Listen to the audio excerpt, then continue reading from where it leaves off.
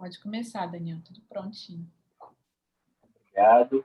Boa tarde a todas e a todos. Antes de qualquer coisa, gostaria de explicitar a minha satisfação pessoal de poder compartilhar esses dois momentos com vocês, né?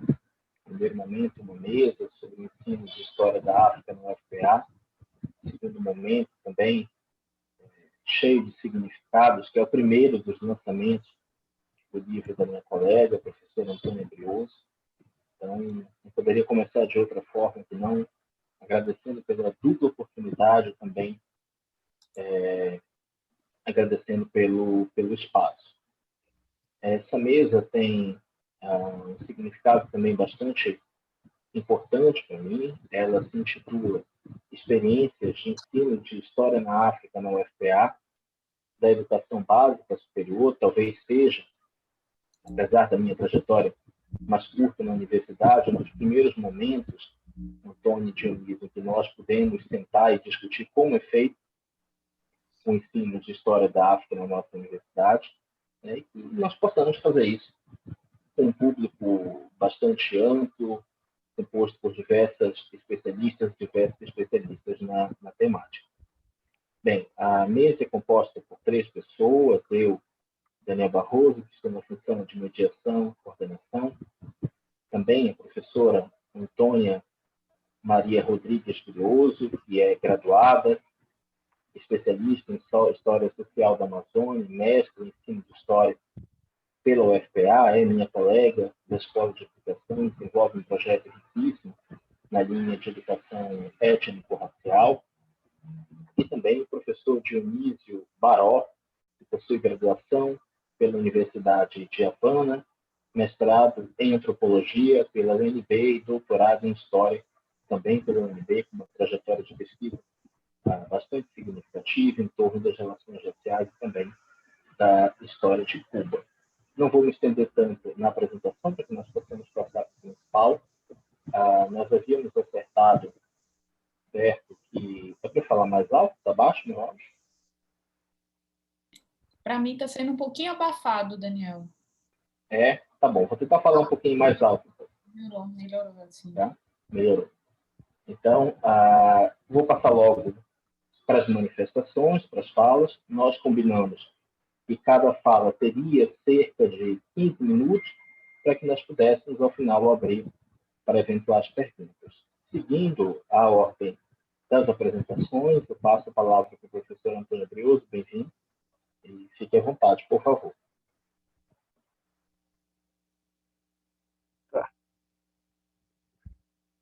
Desculpa, ¿son cuántos minutos? 15, extensivos a 20, se for o caso.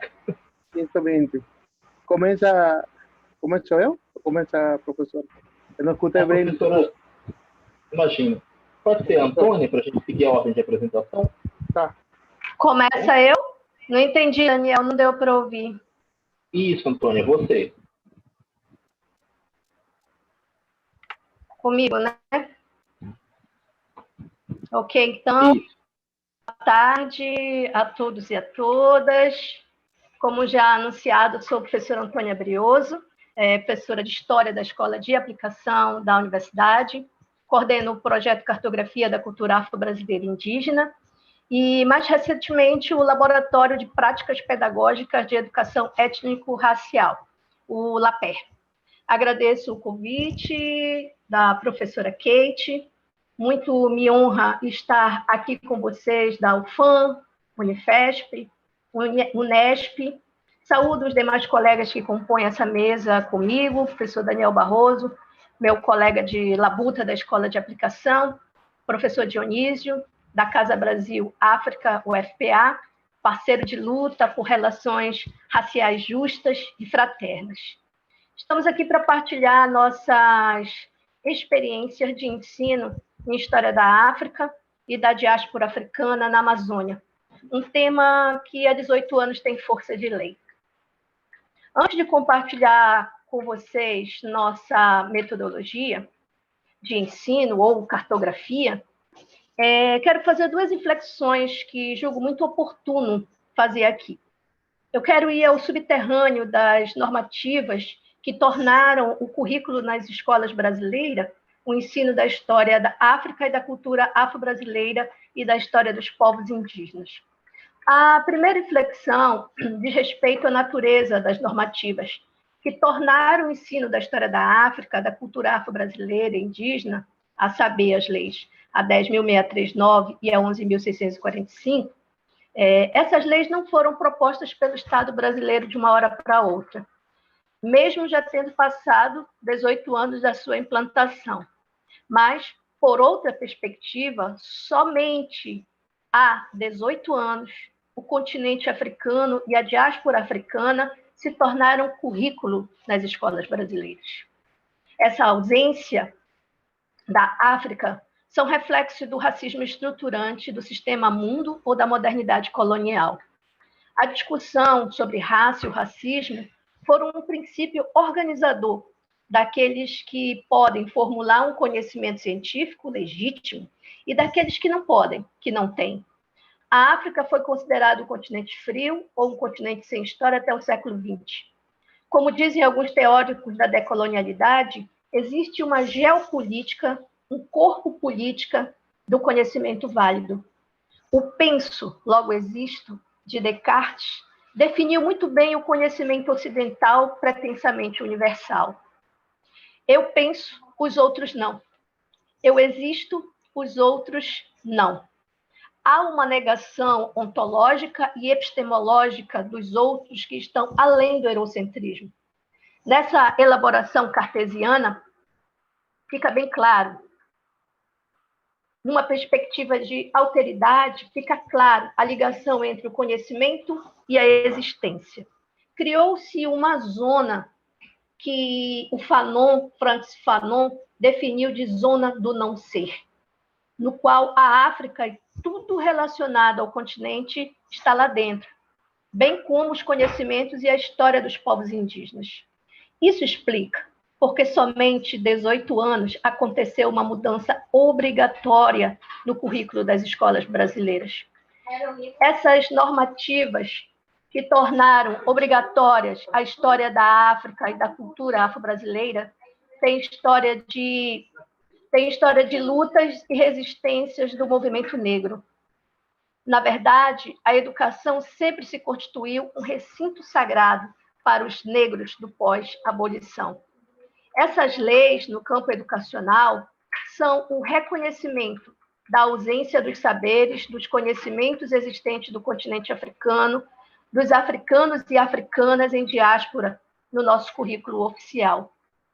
O movimento e a intelectualidade negra fizeram o Estado e a sociedade civil reconhecer a existência de uma perspectiva negra da teoria educacional, levando à descolonização do currículo a partir da 10.639, tirando a África e a diáspora africana da marginalidade e da subalternidade epistemológica. Por isso, o ensino da história da África é uma bandeira de luta justa no currículo das escolas brasileiras. E a segunda reflexão que faço está no campo do nós, professores e historiadores. Tem a ver com o ensino de história e o trato com a questão étnico-racial, que pode ser compreendida a partir da afirmação da pedagoga e ativista do movimento negro, a professora Nilma Gomes.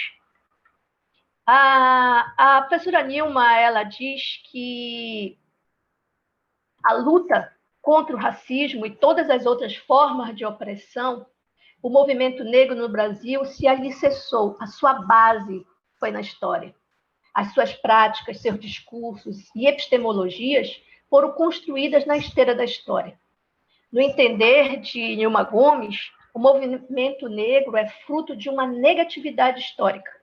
Sim, pela necessidade de negar a história oficial, opressora, que legitimava a subalternidade, bem como de buscar novas narrativas que reinterpretassem a trajetória dos negros no país. Percebemos assim o poder das pesquisas históricas para desestabilizar determinados dimensionamentos da memória coletiva sobre a sociedade escravista e do pós-emancipação no Brasil.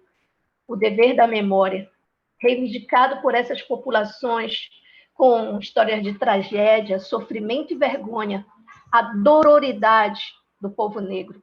Levou à conquista de direitos e reparações. Adentraram a cultura histórica, tanto no âmbito da academia, como nas instituições escolares, a partir de 2003. O que não era visto por muitos historiadores como da sua seara, tornou-se lei no Brasil. A luta do movimento negro no Brasil tem devolvido para os historiadores, no movimento dialético, a procura de estudos históricos que descortinem novas e criativas construções que a diáspora promoveu no Brasil. Feitas essas considerações, passo agora a falar, a narrar um pouco das nossas experiências com a história da África e da diáspora africana no Projeto Cartografia. No Projeto Cartografia, a metodologia que utilizamos é a história entrelaçada ou histórias entrelaçadas. Nossos temas partem de uma história-problema de hoje e que nos remetem para a África. A despeito da escravidão, já muito estudada, ensinamos também para além da escravidão.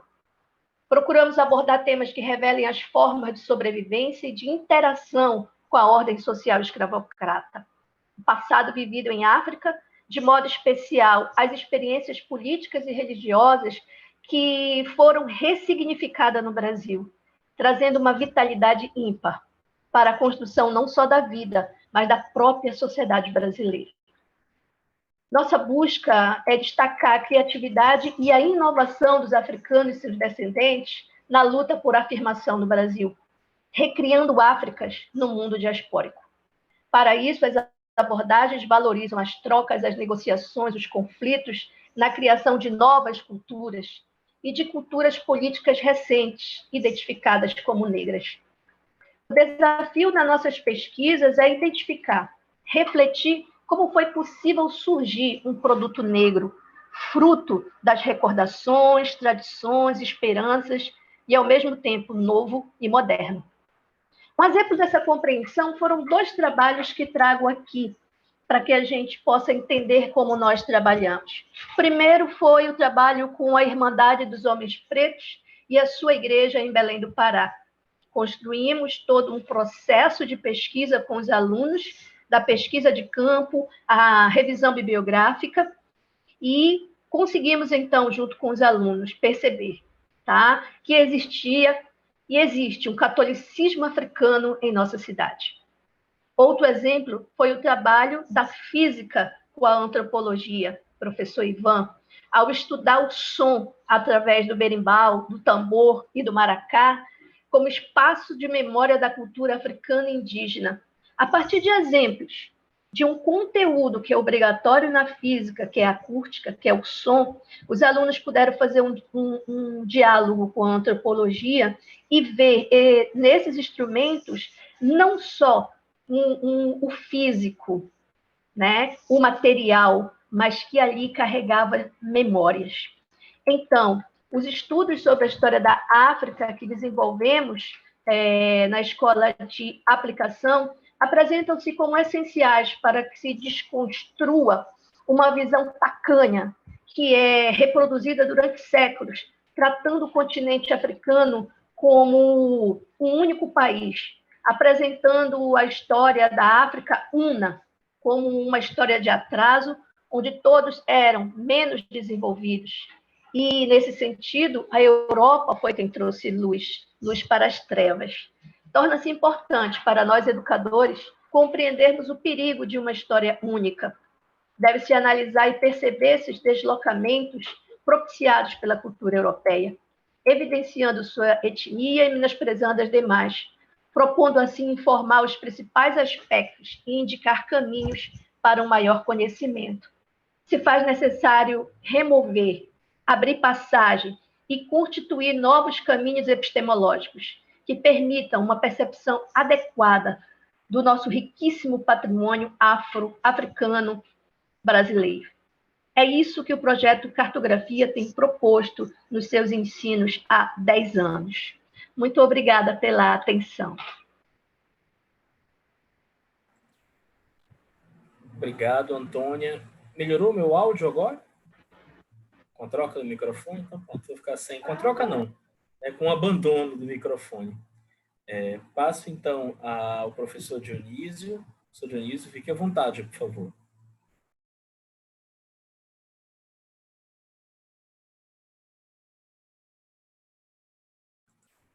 Seu áudio está fechado, Dionísio. Agora sim, sempre acontece. Para vocês, boa tarde, e reitero minha alegria de estar aqui compartilhando com professores de diferentes instituições neste interessante evento que estamos começando agora e que com certeza terá continuidade nos próximos anos. Acerca de este tema de las experiencias de ensino, la historia de África, la UFPA, eu desejo dizer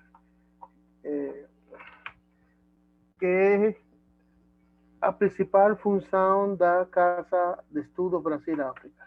Esta Casa de Estudo foi criada pelo primeiro NEAB que se fundou na UFPA. Há muitos anos, o Grupo de Estudos Afro-Amazônicos, o GIAN, está trabalhando contra o racismo, contra a discriminação, pela integração correta dos diferentes grupos discriminados e pela inclusão em sentido geral. E também eles, os integrantes do GIAN, que são professores da universidade e também alunos, decidiram no ano 2006 criar esta Casa de Estudos Brasil-África para promover o intercâmbio com professores africanos, intercâmbio acadêmico, e para divulgar a história e a cultura africana, contribuir com a Lei 10.639 também, e em especial ajudar no acolhimento dos estudantes africanos que estavam chegando em número crescente para a nossa universidade e não tinham um espaço adequado para atender eles com as múltiplas dificuldades que tinham para a sua incorporação e permanência. Então, essa foi a origem desta casa. Posteriormente foi criada a PROINTA, a Projetoria de Relações Internacionais, e nós nos vinculamos, estamos vinculados à estrutura institucional da PROINTA. Nossas ideias de tratamento da questão da história e cultura africana a definimos internamente segundo as necessidades e a partir de estudo das condições dos problemas que existem. Eu posso dizer rapidamente que o conhecimento sobre a África dentro da universidade é quase semelhante ao que existe fora da universidade, ou seja, pouco conhecimento, muitos preconceitos, muitas ideias estereotipadas.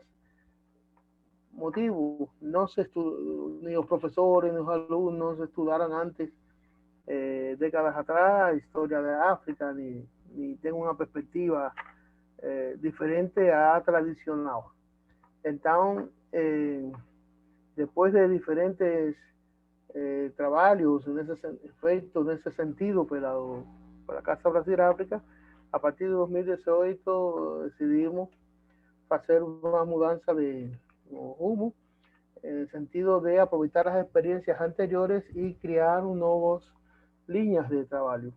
Nós, além de promover las relaciones con países africanos, estamos ampliando o escopo para o espacio que nós chamamos de inicial para un brasilero entender que somos latinoamericanos, somos descendientes de África, estamos dentro de ese espacio mayor llamado Afro-Latinoamérica con problemas y objetivos y aspiraciones semejantes. Entonces, en ese sentido, hacemos eventos, ya vamos por el segundo evento, Afro-Latinoamérica y el Caribe, contra la esclavitud y el racismo, y por la igualdad de racial, con profesores especialistas en Caribe, en América Latina y en Brasil, y compartilhamos, ¿no? Historias diferentes para entender la realidad brasileña también desde el exterior. Por otra parte, hemos dividido de fato nuestro trabajo en tres eixos. Un exterior, estamos, que es un objetivo ya iniciado, estamos vinculándonos con diferentes universidades. Recientemente fueron ya asignados convenios, colaboración con las principales universidades de Camarões y de Benín, y está en camino una de una universidad pedagógica de Angola, y tengo otras más de Haití, y de ¿cuál es otro? Bueno, y tenemos varias más que están en diferentes pasos de articulación. Más estas que mencioné son las que están ya aprobadas o en camino próximo a ser aprobadas, esos convenios. Entonces, por un lado tenemos ese hecho que fue muy afectado por conta de la pandemia. Todas las restricciones del año 2020, tanto aquí como en cuanto a los países africanos, afectaron, más esperamos que el próximo año 2000, ya para final de este año, y 2022, se porte a lo normal y lo normal mejorado, como que queremos que sea el futuro. Entonces, los dos hechos restantes serían el hecho interno. ¿Qué estamos haciendo? Existe desconocimiento dentro de la universidad y sobre África. ¿Qué hacemos? Estamos primeramente llevando nuestro trabajo para las diferentes unidades académicas.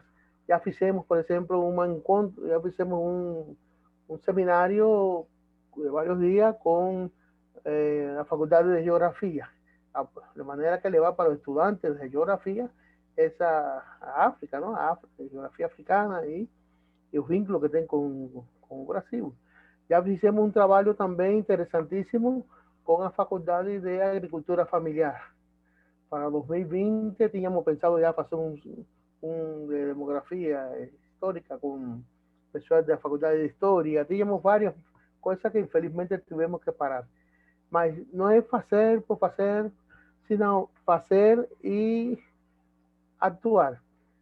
Tenemos noticia de que entre los estudiantes de geografía, algunos solicitaron de sus profesores orientación para hacer TCC sobre el tema de geografía africana. Ellos no estudiaban hasta ahora geografía africana. Entonces, vamos a llevar todas, inclusive las de ciencias exactas y naturales, vamos a hacer eventos con ellos para incluir a todos los estudiantes. Além de los profesores, a veces los profesores se sienten ahí presionados a entrar también a conocer, a aprender, a veces estar presionados por sus propios alumnos. Así vamos a pasar por todas las unidades de la UFPA. Além de más, hacemos también eventos y actividades fuera de la universidad, porque tenemos que modificar, somos una fuerza intelectual, tenemos conocimientos adecuados y tenemos la voluntad de modificar la realidad. Y por eso estamos haciendo parcería con otras instituciones fuera de la universidad, por ejemplo, con el Centur, con la Alianza Francesa, con Cine Olimpia, para hacer la jornada de cine africano. Ya hemos feito 3 jornadas y con buena divulgación no Cine Olimpia. Primero no Centur, los 2 siguientes no Cine Olimpia, es o más popular y de fácil acceso, y tenemos el retorno, grato retorno de que a media de participantes, de público en general, na jornada de cinema africano, es superior a la media, bien superior a media de participantes las demás jornadas de cinema francés, italiano, inglés, japonés, que ellos habitualmente hacen ese cine de arte. Entonces, eso, y debemos también hacer vínculo con centros comunitarios, ¿sí? Íbamos a hacer una Serrafim, algunas actividades, por ahí todo eso, infelizmente, como dice, año pasado, ese gran impulso que teníamos, tuvimos que refrear hasta pasar la pandemia.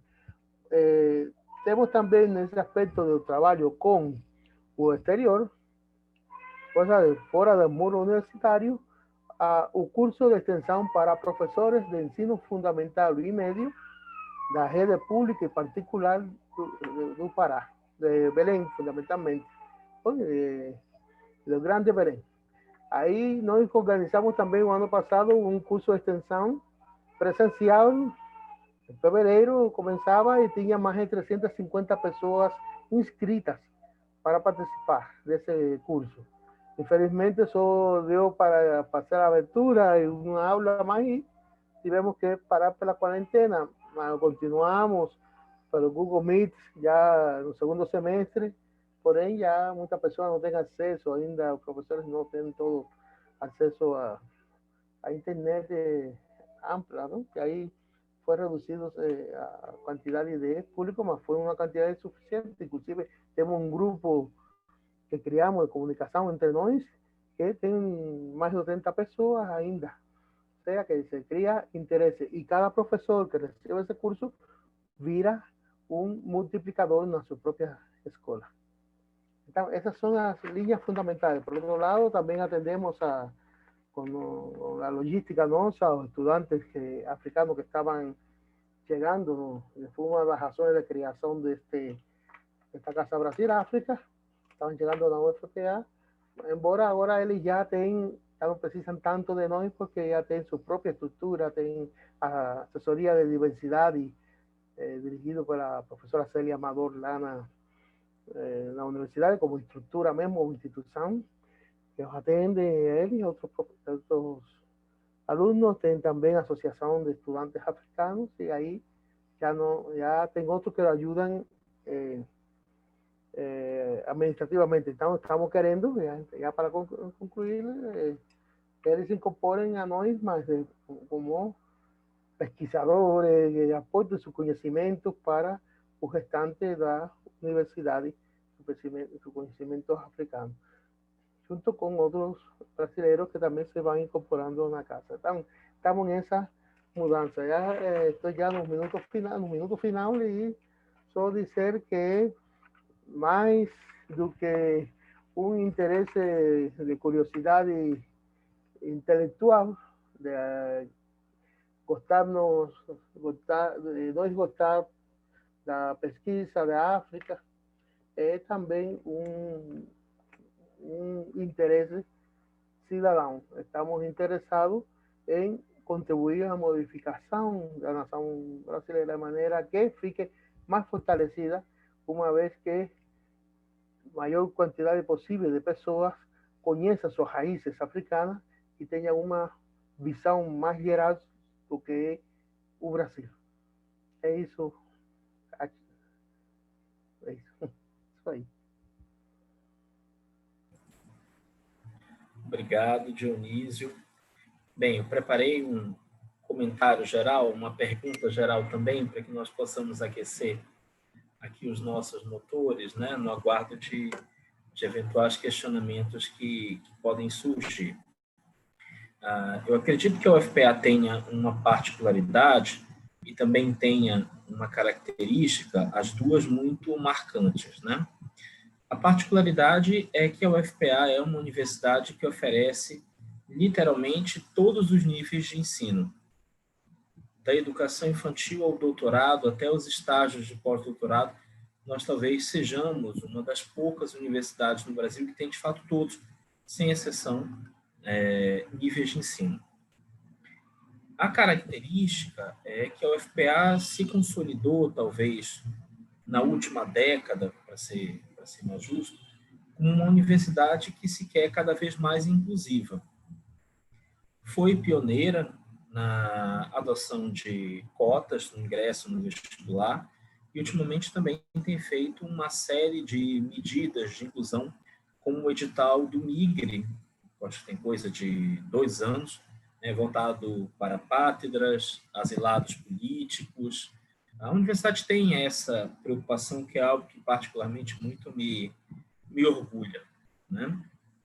Pensando nessas duas questões, Antônio e Dionísio, no fato de nós termos toda essa extensão formativa e no fato também de nós termos uma postura que é inequivocamente inclusiva, como a UFPA pode dar um passo além e propor, inclusive, com um direcionamento às políticas estaduais de educação, que foge um pouco à nossa esfera, mas em alguma medida nós influenciamos essas políticas, que elas avancem também em um currículo que seja mais inclusivo, em um currículo que seja mais decolonial. Como vocês veem o papel da UFPA, do seu ensino de História da África, como um mecanismo que pode ajudar o Estado inteiro, digamos assim, a repensar essas suas discussões. Nós podemos manter a ordem das apresentações? Pode ser? Então, Antônia, pode sim. Acompanhando as normativas, a 10.639 a 11.645, foi muito interessante, como foi a dinâmica, podemos dizer assim, do Estado, mas que a gente sabe que foi muito construção do movimento negro. Não se começou pela academia, porque se começa pela academia, eu já tenho, Vitória tem 25, tenho 26 anos de UFPA. Quando saiu a 10.639, alguns anos depois eu comecei a fazer formação e trouxe esse material para a escola. Mostrei para os meus pares, o Daniel sabe, a sala dos professores é o lugar mais democrático, Mostrei para os meus colegas muito feliz, porque sempre era um desejo trabalhar a questão da etnicidade e trabalhar uma educação antirracista. Todos quase foram unânimes, dos colegas, mais uma lei para não ser cumprida. Foi o que eu ouvi. Levei, eu disse, não, então eu vou agora a um setor, a um estágio mais sério. Levei a coordenação pedagógica, na época tínhamos uma mulher pulso de ferro, todo mundo temia, pedagoga ainda nos moldes bem antigo. E passou um tempo, quando eu fui buscar meu material de volta, que era o único que eu tinha, eles tinham perdido. Isso na escola de aplicação. Como foi recebido a 10.639. E imagine isso chegando ao terceiro grau, primeiramente. Os debates, as discussões, os fóruns, até ser colocado em prática. Eu achei muito interessante. Primeiro, é lei.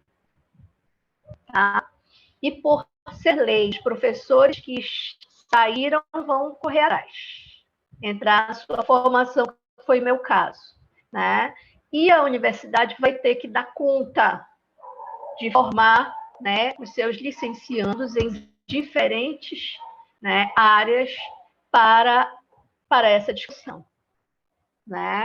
Então, eu acho que foi o caminho encontrado, porque na universidade há uma resistência. No meu texto, eu coloquei que muitos historiadores colocam que isso não é da esfera dele, mas tem uma lei aí. Muitos acham que estudar a questão até a escravidão está dando conta do recado. Mas você olhar a questão étnico-racial brasileira, o racismo, o típico do Brasil, só a partir da escravidão, isso não traz luz para o fim desse túnel. Então, é a minha resposta, né, nesse primeiro momento para a sua pergunta. Obrigado, Antônio. Dionísio, por favor. Está fechado o microfone. Sí, sí. Agora. Quería hablar un poco sobre ese fenómeno de una ley interesante, de pocas líneas, bem concisa y clara, establece a obrigatoriedad y do ensino da historia de África y los afrodescendentes y posteriormente los povos indígenas. Todo el mundo fala de las tres grandes raíces del povo brasileiro, indígena, europeo y africanos. Porém, para implementar isso, o trabalho é danado. Existe muita oposição. É necessário ver, pararnos a pensar em cada caso, em cada município, em cada escola, o que está acontecendo. Às vezes é racismo simplesmente não querer fazer nada. Expreso esa temática y eso hay que enfrentarlo por los vías, inclusive por las vías legales. El racismo es crimen. Entonces, existe también casos de personas que ocupan cargos de dirección en las escuelas, los municipios, los estados, ahora los federados, personas que son que no tienen idea la realidad brasileira como es, que no estudian todo ese monte de información que ha aparecido en los últimos años, en las últimas décadas. Todas esas pesquisas de IPEA, todas esas pesquisas de INEPI, todas esas pesquisas que hay en todas las universidades. Entonces, tienen una ideología democrático-racial, aquella ideología que sirve para ocultar a verdadera ideología que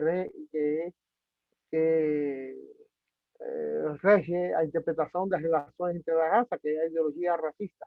Esta democracia racial era que aparentemente predomina en un país y ella supuestamente ella que practica un poco brasileño, que practica en la realidad es un racismo simple, mas con las ideas, unidos a la ideología democrática racial, muchas personas piensan que falar de raza divide, que falar de raza es contra la unidad del povo, y por lo tanto evitan tocar ese tema y freyan todo tipo de, a veces consciente o inconscientemente, todo tipo de actividades en ese sentido, y la ley fica sin ser cumplida. Y tienen también otro grupo de personas que conocen que existe racismo, que conocen que es necesario divulgar la historia de África y los afrodescendentes y correctamente a los indígenas, porém no saben cómo hacer. Nunca estudiaron eso. Llegaron a la universidad, estudiaron pedagogía, diferentes disciplinas de educación, porém nunca les falaron de esa temática. Por lo tanto, no tienen cómo. No saben. Entonces, tenemos que llegar a ellos. Tenemos que llegar. Existen experiencias y modos de hacer caer esa gota de agua que cure esa pedradura. Con el curso de extensión no llegamos a muchos profesores que no tenían la menor idea de cómo funcionaba la cuestión racial. Entraron en un curso y ficaron empolgados y con conocimiento y están haciendo un trabajo de educación antirracista y de orientación de sus propios colegas de estudio, y van modificando el ambiente escolar para el tratamiento de un tema dentro de sus escuelas. Esas son cosas que acontecen. Yo también valorizo mucho la experiencia que vi, que era de profesor Antonio de cartografía. Esta experiencia, por ejemplo, en noviembre se hace un evento interesante que incluye a la comunidad y que demuestra, crea un clima tan interesante y tan positivo que dudo que muchos profesores se sientan tocados de alguna manera por ese ambiente que se crea en ese día. Tiene que ser un racismo muy fuerte para no se dejar influir por ese ambiente. Yo que trabajo en temática há muito, décadas de mi vida, eu fico impressionado a ponto que nós determinamos na Casa Brasil África não fazer eventos dia 20 de novembro, sino sumarnos e apoiar o trabalho que está fazendo o projeto Cartografia e alguns outros que nos solicitem apoio e colaboração. Então, é assim, é racismo, de uma parte, há um pensamento profundamente democrático racial que exclui o tratamento de conflitos raciais, que é o que predomina na sociedade, e está o desconhecimento, querer fazer e não saber como. Então, com essas três tendências actuando juntas, a lei 10.639 se va postergando y postergando su implementación. A veces yo digo un poco en broma, y para concluir, que muchas personas dicen que no debía existir cotas en las universidades, que es preciso hacer modificaciones en el ensino fundamental y medio. Todo bien, pero si continúan freando a mudanza de paradigma en el ensino fundamental y medio, no implementando la ley de 1039, será necesario entonces continuar implementando cuotas eternamente en la universidad. Entonces, eso es lo que me gustaría de dejar aquí respecto a esta pregunta. Obrigado, Dionísio. Há alguns comentários aqui no chat. A professora Kate gostaria de fazer uma pergunta. Posso só ler os comentários antes, Kate, por favor? Posso? Obrigado. Pode começar pelos comentários. Tá certo. Há um comentário do Alex Garrido, né, entre aspas. Sim, é muito difícil realizar pesquisas étnico-raciais nas escolas em função do racismo institucional e epistêmico.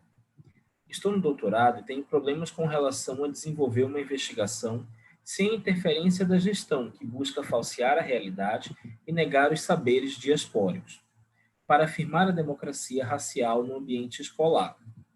E completa. Outro ponto é o não reconhecimento do negro como pesquisador.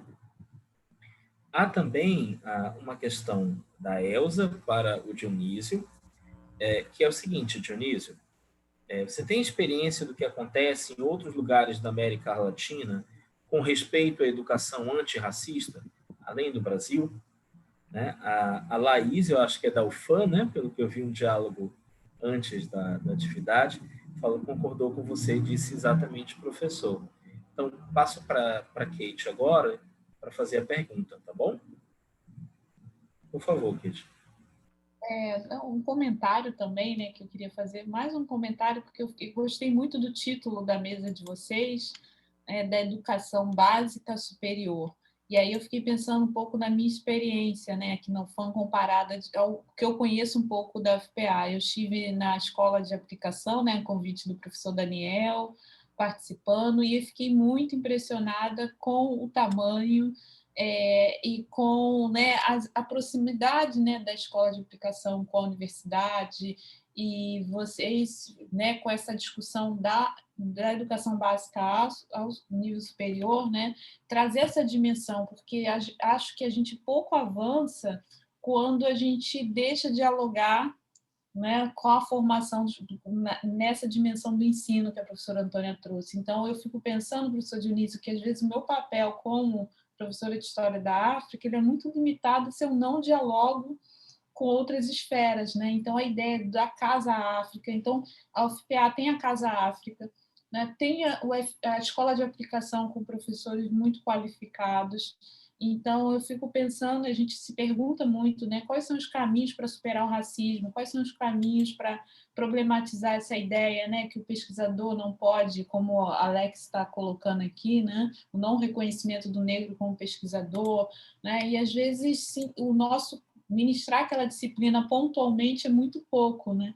Então eu quero parabenizá-los pela proposta, pelas aproximações e diálogos, porque eu acho que, de fato, é a minha perspectiva, e se vocês também enxergam, né, e aí vai mais a pergunta, né, que esse é o caminho, né, essa experiência que vocês têm tido, né, de fato, pode ser o caminho para avançar um pouco mais, ainda que com, né, professor, ainda com muitas dificuldades. se vocês veem algum resultado no Pará, né, especialmente, né, em Belém, com esses projetos acontecendo, esses investimentos, né, em pesquisa acontecendo simultaneamente, tanto na Escola de Educação, quanto, né, na UFPA.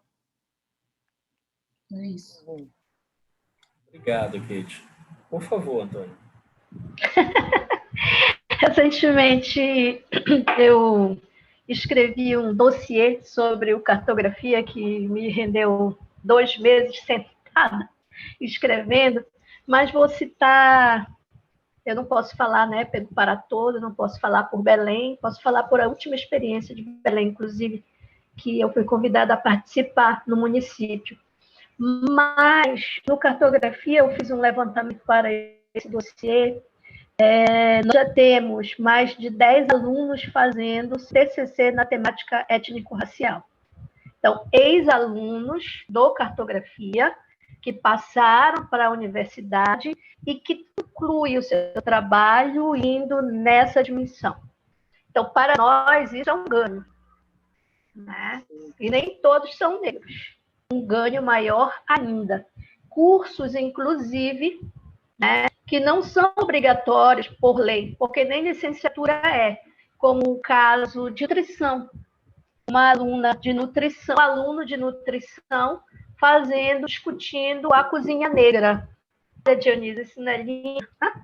Então, são ganhos que nós estamos começando a ver.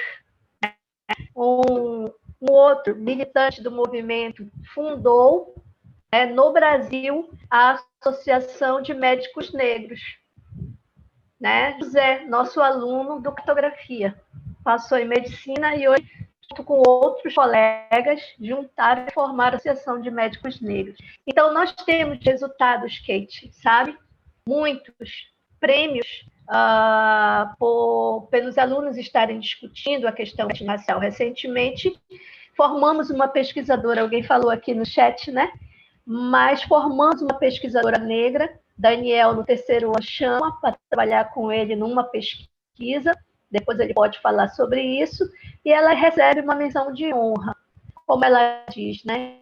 Quando uma mulher, ela, usando a frase de uma militante, né? Quando uma mulher negra se move, todas se movem junto com ela. Foi fala dela no dia, né, do prêmio. Então, nós estamos percebendo, sim. Os meninos voltam, querem ser monitores, vêm estariar no cartografia, e por isso ele não para.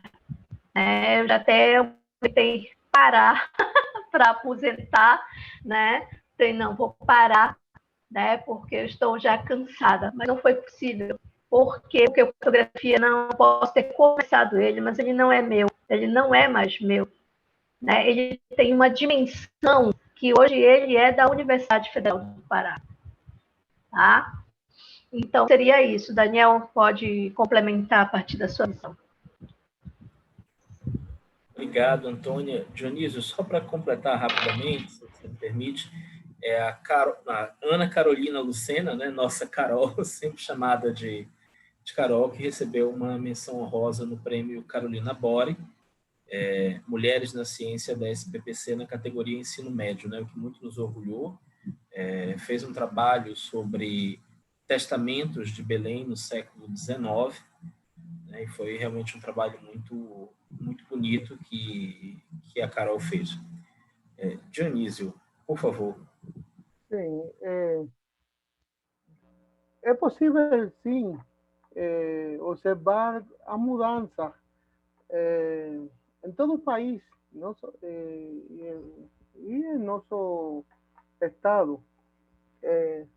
Só é preciso lembrar como era a questão das relações raciais no início do século XXI, ou até o início do século XXI, até começar a implementar-se a lei de 635, antes de que começaran a debatir-se públicamente e com força, a veces quase em guerra, a implementação de cotas nas universidades. Todo isso influiu, todo isso colocou na pauta nacional a questão racial, a questão da necessidade de modificar as formas de vida e de pensamento racista. Agora é difícil, por exemplo, que alguém seja discriminado abertamente em um espaço público, num ônibus, dentro de um restaurante, e a pessoa discriminada não identifique rapidamente que isso é racismo e vá procurar seus direitos na justiça. Se depois a justiça faz justiça, é outra história. Mas que a pessoa vai e se queixa e faz um boletim de ocorrência. É difícil para muitos racistas poder falar, ficam chateados porque não podem já falar de maneira ofensiva ao negro, porque sabem que pode ser demandado, seja nas redes sociais, na internet ou pessoalmente. Já hay mucha conciencia de lo que es racismo, de que el país es racista y que se debe y que existen caminos para enfrentarlo.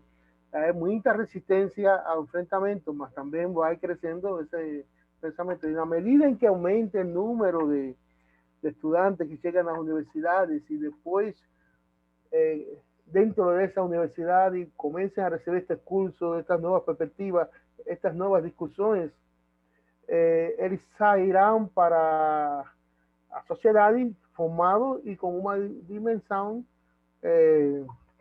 antirracista.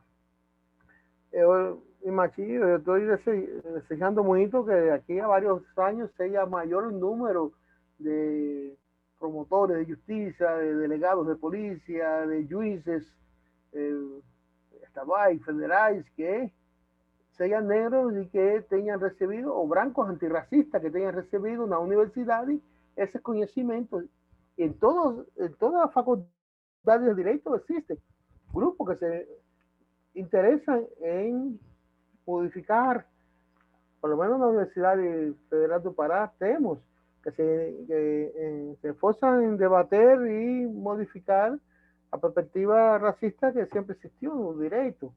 Entonces, es necesario que ampliar eso y va a acontecer a poco, mucho más lentamente de lo que gustaríamos, mas va a acontecer, es inevitable. Y por otro lado, acho que debemos también abrirnos más para fuera de los muros de las universidades, ¿sí? Para también atingir no solamente los alumnos, sino los pais dos alumnos. Una de las causas de la reproducción del racismo es la familia. Avó racista transmite para a filha, para a neta, para a bisneta. Então, a escola é a única que pode cortar esse círculo vicioso. Então, temos que abrir, há que trabalhar também com o pai, com o irmão, com a comunidade, não somente dar aula ao aluno nosso. Com certeza vamos modificar seu pensamento a respeito das relações raciais e racistas, mas devemos também fazer algumas ações para atingir os pais, atingir o resto da família. Queria voltar a falar. Claro. Ainda dentro da esteira do que falaste, Daniel, sobre a UFPA, nós mexemos na discussão África, a questão afro-brasileira, africanas, nós mexemos no currículo. E mexer no currículo, no conhecimento organizado, não é fácil. Há uma rejeição muito grande na universidade em mexer em currículo. Né? Então, só por força de lei mesmo, né? É o que a gente percebe estudando a decolonialidade, né? Há grupo de professores, a grande maioria, ainda compreende o conhecimento eurocêntrico. O conhecimento produzido é o conhecimento da Europa. E não ver, né? E não ver conhecimento entre os povos indígenas, e não ver conhecimento entre o continente africano. Então, essa é uma das dificuldades, né? E sobre a cartografia que a Kate falou, e aproveitando que o Dionísio falou, que ele viu como é, eu também fico surpresa, sabe, porque a gente não controla aquele entusiasmo deles, nem o dos professores. E vou dizer, uma frase que eu estava lendo uma reportagem, nem eu já até perdi, porque era escrito ainda, que era do Morin. Ele disse, há muitos anos atrás, era uma reportagem, era de revista, né, que eu tinha, e ele disse que a escola, do jeito que ela está organizada, ela já estava fadada a ser anacrônica. Os alunos não suportam mais esse modelo de escola, bem no estilo Sela, aquelas, né? E o Cartografia, além da discussão que chama a atenção, que uma perspectiva, né, da história é uma história vista de baixo, o aluno escolhe o tema, o aluno escolhe o professor que quer. Então, o aluno ele é livre. As relações fluem mais, não tem aquela relação professor-aluno fechado, carimburrada e dando ordens, porque é a partir do aluno que nós vamos construir, então, o nosso estudo, a nossa proposta de pesquisa. Eu lembro em 2019, que foi a última vez que nós colocamos o presencial, o ano passado foi somente live, e eles chegaram, nós estávamos discutindo a Igreja do Rosário, e eles chegam num terreiro de Umbanda, no Quilombo. Não queriam mostrar para a gente, porque a comunidade lá é evangélica, mas eu sei que nós conseguimos, né? E estudando a Igreja do Rosário, Nossa Senhora do Rosário, que eles chegam lá, os equises, todos com rosário no pescoço. Gente, o euforismo da descoberta. O Pai de Santo ficou olhando por que eles estão felizes, por que eles estão tão alegres. Eu disse, porque eles acabaram de encontrar o catolicismo africano. Depois eu lhe explico, né? E eu e a professora de arte, então, fomos mostrar para eles né, como a circularidade cultural, né, que era o conceito que nós estávamos estudando desde o começo, né? E isso é muito interessante no Cartografia. Eu acho que é isso que dá vida para a Cartografia. É a pesquisa, é o aluno escolher o tema, é o aluno se envolver com o professor em uma outra esfera, entendeu? Então, muita coisa muda nele numa escola tradicional. Por isso, eles voltam para a Cartografia. Obrigada. Obrigado nós, Antônia. Bem, nós avançamos um pouquinho, né, no horário dessa mesa. Teríamos o lançamento da professora Antônia já previsto para as 5h30. Antônia, Kate, nós podemos começar o lançamento às 15 para as 6, daqui a 5 minutinhos, para dar tempo do pessoal tomar uma água, trocar de sala. Pode ser? Vai ser rápido. Tá bom. Então, agradeço a todas e a todas. E se a Antônia e o Dionísio quiserem fazer